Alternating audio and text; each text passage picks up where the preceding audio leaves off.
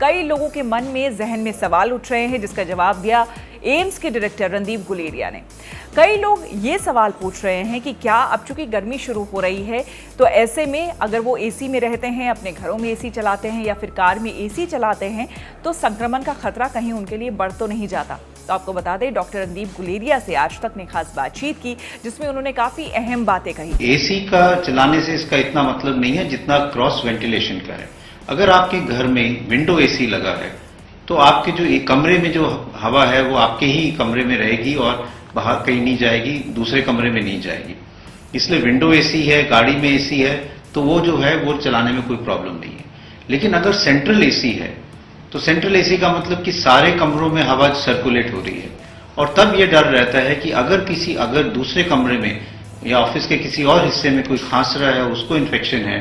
तो एसी के डक्ट से एक कमरे से दूसरे कमरे तक फैल सकती है। उन्होंने ये कहा कि अगर कहीं पर क्रॉस वेंटिलेशन है उसमें खतरा हो सकता है, लेकिन अगर आपके घर में विंडो एसी है और उस कमरे तक अगर वो एसी चल रहा है तो उसमें किसी भी तरह की परेशानी या दिक्कत की कोई बात नहीं है, क्योंकि वो एयर जो है वो सिर्फ उसी कमरे तक सीमित रहता है। ऐसे में जहां पर सेंट्रलाइज्ड एसी है ऑफिसेज में या फिर दूसरी जगहों पर जहां पर सेंट्रलाइज्ड एसी है, वहां पर खतरा ऐसे बढ़ता है कि अगर मान लीजिए किसी जगह पर कोई कफ कर रहा है, कोई किसी को खांसी हो रही है, सूखी खांसी हो रही है, या फिर किसी तरह से इन्फ्लुएंजा या फ्लू से वो पीड़ित है, या फिर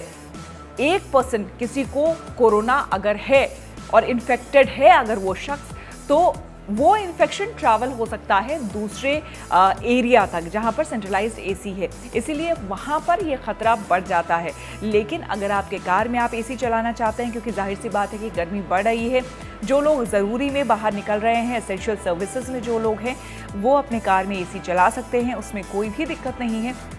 डॉक्टर गुलेरिया ने यह भी बताया कि गर्मी जिस तरह से बढ़ रही है, ऐसे में डॉक्टर्स जो खास करके अब कोरोना के पेशेंट्स को ट्रीट कर रहे हैं, चूंकि वो एक पीपीई किट पहनते हैं जो कि सर से लेकर पांव तक पूरी तरह से कवर्ड करके उनको रखता है, ऐसे में उसमें स्वेटिंग भी ज़्यादा होती है, परेशानी भी उनमें ज़्यादा होती है उन्हें। तो ऐसे में उन डॉक्टर्स को भी बिना एसी के काम करना अब संभव नहीं होगा।